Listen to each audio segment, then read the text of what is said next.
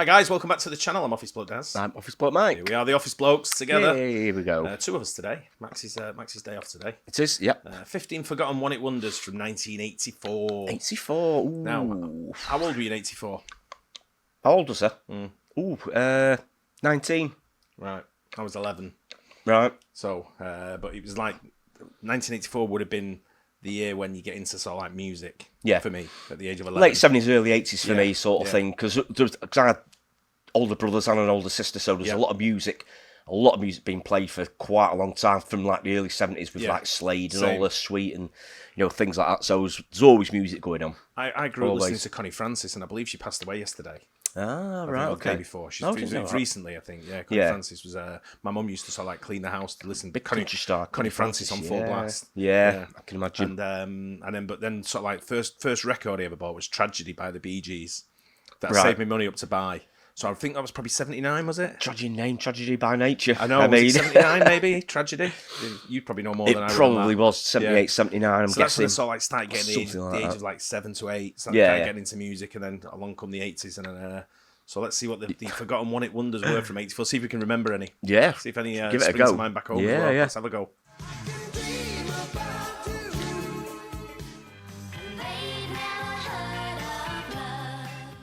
Tracey Ullman, in it? Yep. Ever wonder what happened to the artists behind those unforgettable one-hit wonders from 1984? From Rockwell's Somebody's Watching Me to Shannon's Let the Music Play, these are 15 forgotten one-hit wonders from 1984 that had their time to shine, then vanished. Matthew Wilder, Break My Stride. I would never know who sang this. Yeah, I did know that one. Wilder's Break Matthew My Wilder, Stride is a reggae-tinged synth-pop anthem released in 1984. Co-written with Greg Prestopino, Wilder crafted this upbeat track while battling frustrations with his record label. The song's motivational lyrics, like "Nobody Gonna Slow Me Down," were his personal pep talk, wrapped in a bouncy melody and vibrant synths. Interesting. Fueled by a catchy chorus and a peppy keyboard riff, Break My Stride peaked at number 5 on the Billboard Hot 100 and climbed to number 2 on the Cashbox chart. Though it was Wilder's only top 40 success, the song became an enduring 80s feel-good classic and was later sampled by artists like Puff Daddy. Up next is a song so paranoid it needed Michael Jackson to sing the hook. Rockwell, Somebody's Watching Me.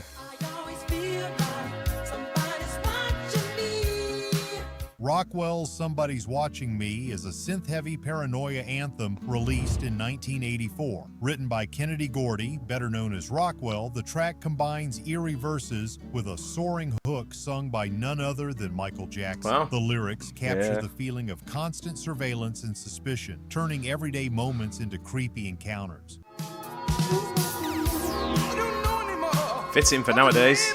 It's what? Fitting for nowadays. Yeah, probably is, isn't it? MJ's vocal Big firepower, the song reached number 2 on the Billboard Hot 100 and topped the R&B chart. Despite its success, Rockwell never had another top 40 hit, making Somebody's Watching Me his one-shot moment of pop culture paranoia. From paranoia to protest, our next one-hit wonder sends 99 red balloons floating into nuclear chaos. Nena, 99 Luftballons. Floating in at number 3 is a Cold War-era favorite, 99 Luftballons by Nena. Written by Uwe Fahrenkrog-Peterson and Carlo Karges, the track imagines 99 balloons triggering a military conflict, highlighting Cold War-era anxieties. Its powerful message was delivered over a catchy synth-pop arrangement that made the warning go down easy.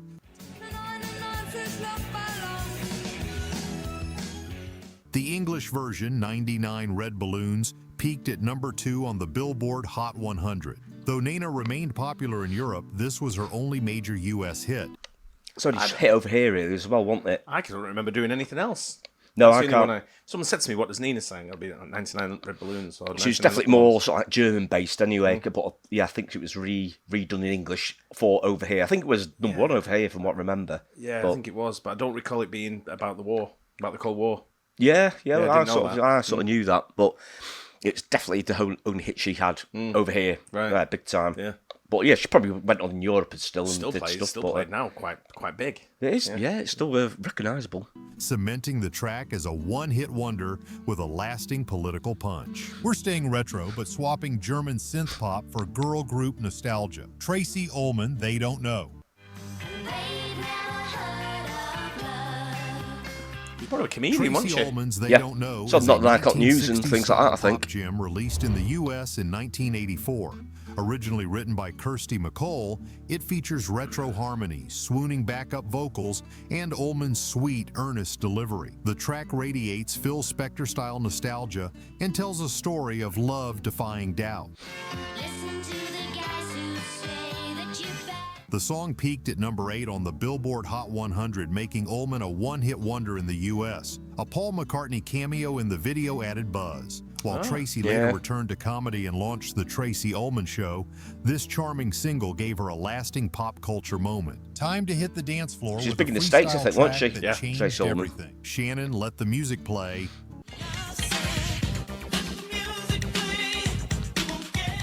Shannon's Let the Music Play is a proper disco groundbreaking tune. dance pop track released in 1984. Written by Chris Barbosa and Ed Chisholm, it helped launch the freestyle genre with its electronic Latin-influenced rhythm and emotionally charged vocals. The song follows a woman refusing to stop dancing after her man walks out on her.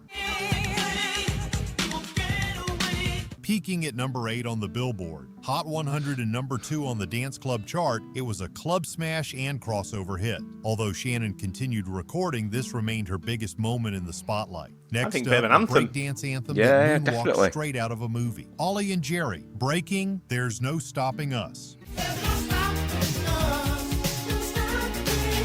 Ollie and Jerry's Breaking, There's No Stopping Us is a high-energy electro-funk anthem released in 1984 as the theme for the breakdancing film Breakin'. Written and produced by Ollie Brown and Jerry Knight, the track matched the movie's rebellious spirit and rising breakdance craze with pulsing synths and relentless optimism.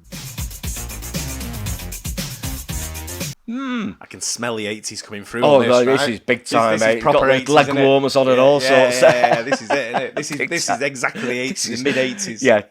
Yeah, great record. I didn't know they were called Ollie and Jerry. No, me I neither. don't know Me the neither. record really well, but I was trying to wrap my brains as to who it was. I would never have got that. I wouldn't have got that either, same. to be honest, even though I know it so well. But Yeah, I would have said it was the Something Crew. Don't know. The Get Fresh Crew or Yeah, something like Get that. Fresh, So Solid Crew or something. Yeah.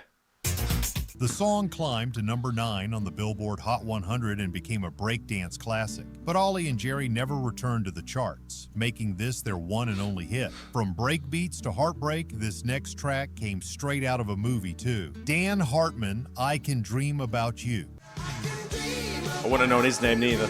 Yeah, sort Dan of. Hartman's I Can Dream About You is a soulful pop rock tune from the 1984 film Streets of Fire. Known for earlier disco hits and his time with the Edgar Winter Band, Hartman wrote this glossy synth and guitar-driven track about holding on to a lost love. Rolled Though a up sleeves on the fictional jacket. group Oh, used big it in the time, film, yeah. Hartman Big said shoulder the pads. version released as a single, replacing That was the vocals look. originally recorded by session singer Winston Ford. Released in spring 1984, it became his biggest hit, peaking at number 6 on the Billboard Hot 100. Hartman never returned to the top 40, but this single remains a timeless mid-80s anthem. Now let's turn up the volume for a rock anthem that came out swinging. Scandal featuring Patti Smith, The Warrior. Scandal's The Warrior, fronted by Patti Smith, is a bold rock anthem released in 1984. Written by Holly Knight and Nick Gilder, it's about the fight for love, framed as an emotional battlefield. The song's explosive chorus and Smith's fierce vocals made it an MTV staple.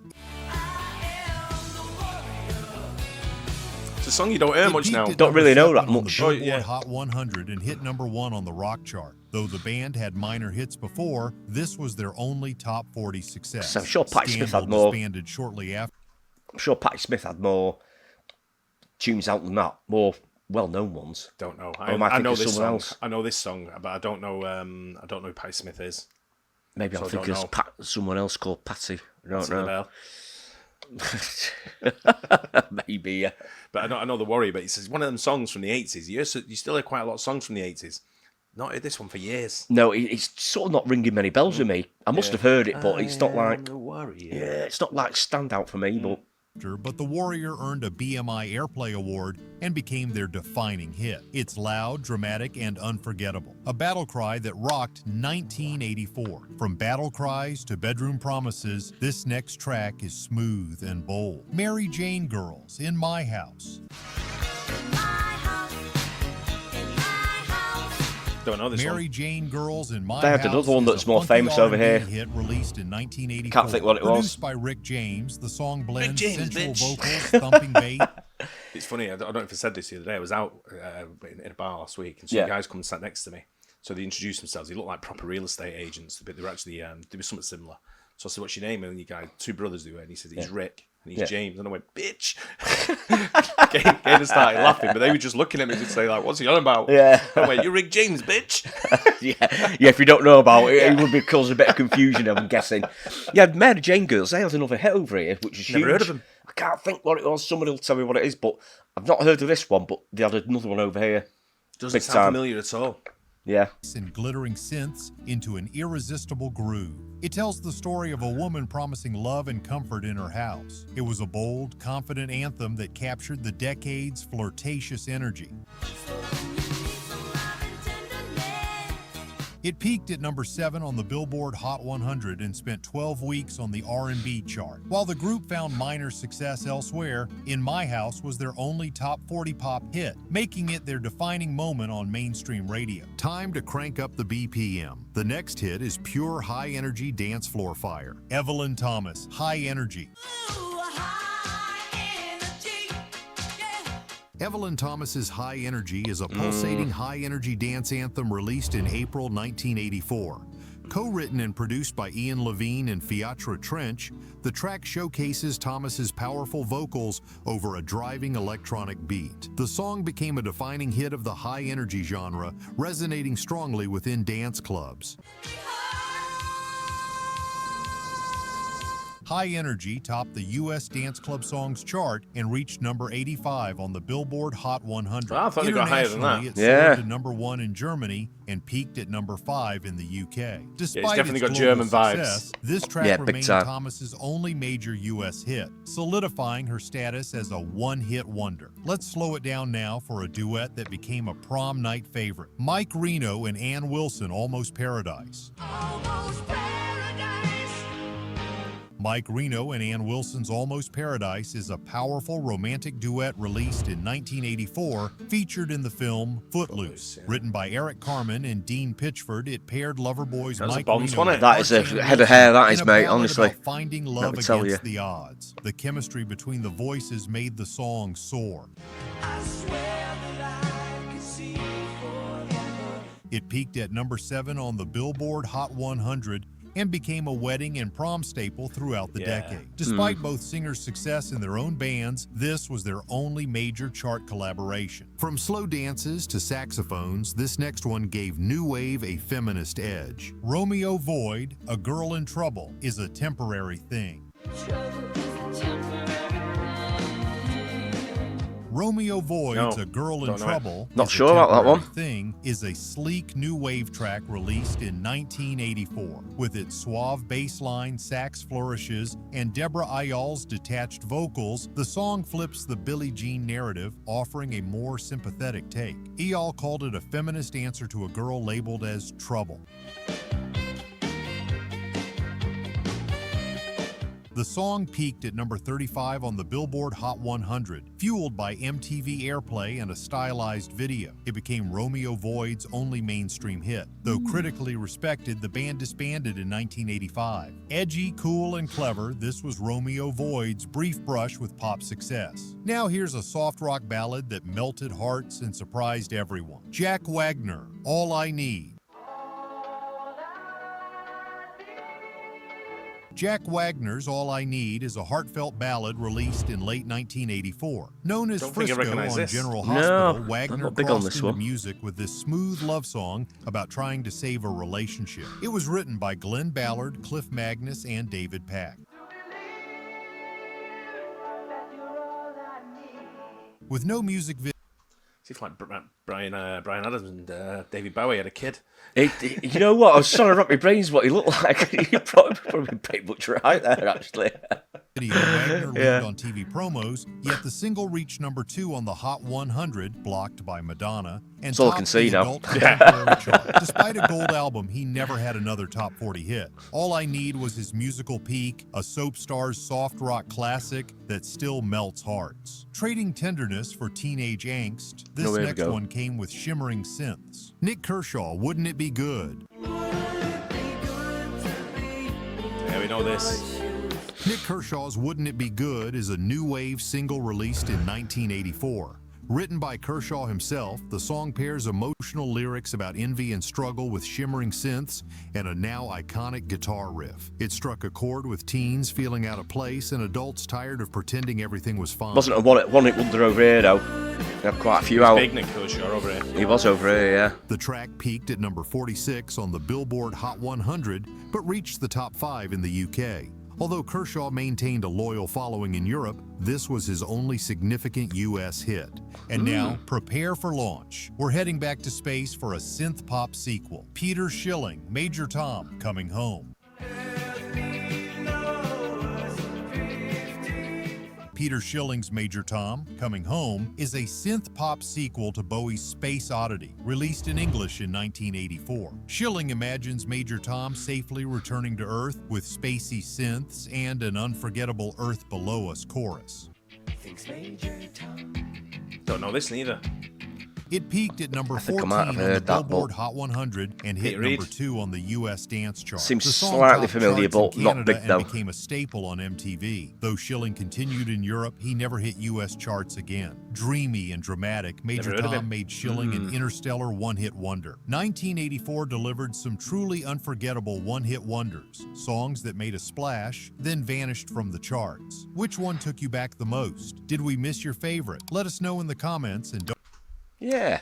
Yeah, there's some good ones in there. That's definitely mainly US hits, I think, though, aren't they? That's what it was based on. When it was hit based on, the so US that's, charts, yeah. Because like I say, Nik Kershaw, he's quite big over here, wasn't he? He had several records out. He did. He had like a bit of, like you said there, a bit of a cult following in the UK. Yeah. Maybe other parts of Europe. And throughout Europe as well, I think. It's funny because that seems to be, if you go from 84, I'm going to try and see if we can find one from 85 or 86. Yeah. I think it was a big shift from 84 to 85, 86. I think you're right. I think it's a bit more Euro pop, and there's definitely a changing of the guard, wasn't there? Because in the early 80s you had a bit more ska and punk still going and stuff like that. Then it started getting a bit more electronic. Then you got the disco and dance music coming in. Yeah. Then I think, like I say, 85 onwards started changing again. A bit of the early rap as well, probably. Bit of the early rap, a bit more sort of like maybe rock as well, coming back into it. Yeah, big time. Then you had like things like the Smiths coming out then as well, didn't you? 40 years ago. Yeah. Wow, Makes you feel old, it does, doesn't it? 40 years, yeah, geez. especially when you talk about the 80s. But I tell you what was a big thing there, which is not really a massive thing now, that not that I know of anyway, is like soap stars becoming, because there was that guy was he out of ER or something? Right, yeah. Something along them lines. The guy, I didn't get his name, the one that we said looked a bit like Bowie. And that's right, yeah, I can't remember his name now. He said he was at some kind of show, medical show by the sounds of it. But you look at like Tracey Ullman and people like that, but it was a big thing in the 80s to sort of like soap stars to sort of like start singing. That's when Minogue started, was it? Yeah, and, it would have been 90s maybe, I think, right? Was it more 90s, was it, Minogue? Yeah, I think mid-80s onwards, that's when his Stockacre and Workman started coming out, and they started, getting people like that in, didn't they? And Jason Donovan as well. Donovan, yeah. But, there was loads of them that, what's her name? Natalie Imbruglia. Natalie Imbruglia, these were soap stars turned into pop stars. Correct. Kirsty McCutcheon is her name. Marty McCutcheon. Marty McCutcheon, yeah, she had a there's loads as well. Craig Mac Summit was his name. Craig MacDonald. Craig Thingy, yeah, he was from Neighbours or something as well. Craig, that's right. Oh yeah, I can't remember his second name now, but name. But you had quite a lot, and I'm sure if they go to the USA, there were probably even more of them. Sort of like they were in things like your ERs. Yeah, I guess they would have been, yeah. Because they're just well-known people, and these producers, them getting generic music out and thinking, right, it'll just fly because people know them already. Yeah. So ready-made sort of stars, weren't they? Really? That's it, with their cult following in the shows they were in, and just exactly. Turn it over to people are going to buy the tunes anyway. And the late 80s, early 90s music was a bit shit anyway. Sort of like for that kind of stuff. And it's huge. Yeah, it's very huge for it. Yeah, sort of like turned into a little poppy, sort of like poppy beat. Yeah, massive. It's just sort of like, manufactured. It was called manufactured pop, wasn't it? A lot of it. So we've seen that on Family Guy when they were talking about Rick Astley. Well, exactly. Well, yeah. Well, again, he was a big part of it, wasn't he? Correct. Yeah. But there's a lot of them I would never have got the bands on them. No, there's a few that I didn't know, I must admit. The one High Energy is definitely something you'd hear in, like you said, he was big in Germany, went to number 1 in Germany. Yeah. When you go to a nightclub in Germany or anything, that's the kind of like music's been playing still to this day. And when you heard that, you could hear a bit of Frankie Goes to Hollywood, didn't it? With that bump, bump, bump, that beat sort of thing, and Dead or Alive, things like that. You spin me round, you could sort of definitely hear that in there. And I think that's where Stock Aitken and Walkman maybe got the thought of their sort of like genre of music sort of thing. One beat does it all. One beat does it all. And the Mary Jane Girls, I still can't remember what it's called, but I'm going to Google it after this. But good though, right? It's annoying me. Yeah, good one, yeah. Brings back memories. I hope you guys enjoyed that as well. Don't forget to like and subscribe, and see you in the next one. Cheers. Cheers.